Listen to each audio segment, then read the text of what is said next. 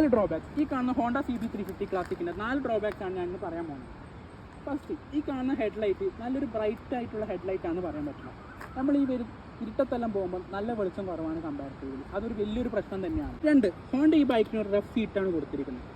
Long റൈഡിന് ഈ seat very uncomfortable ആണ്. അതുകൊണ്ട് തന്നെ ഈ സീറ്റ് ഒരു കാലത്തും ഒരു ലോങ് റൈഡിന് ഞാൻ റെക്കമെൻഡ് ചെയ്യുന്നു.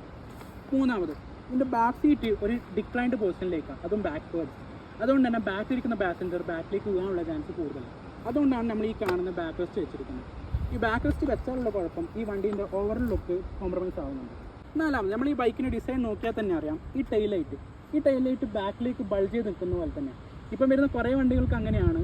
പക്ഷേ ഈ ഒരു ഡിസൈൻ എന്താ കുഴപ്പമെന്ന് വെച്ചാൽ, നമ്മൾ ബാക്കിലേക്ക് വരുമ്പോൾ എവിടെയെങ്കിലും തട്ടുവാണെങ്കിൽ ഈ ടൈൽ ലൈറ്റാണ് ആദ്യം പൊട്ടുക. ഈ ടൈൽ ലൈറ്റിന് ഒരു കവറിങ്ങും സേഫ്റ്റി ഒന്നുമില്ല. ഈ ടൈൽ ലൈറ്റ് വേഗം പൊട്ടുകയും ചെയ്യും. അതേപോലെ തന്നെ ഈ ടൈൽ ലൈറ്റ് നല്ല പൈസയുണ്ട്. അപ്പോൾ ഇതാണ് ഈ ബൈക്കിൻ്റെ 4 ഡ്രോബാക്സ്.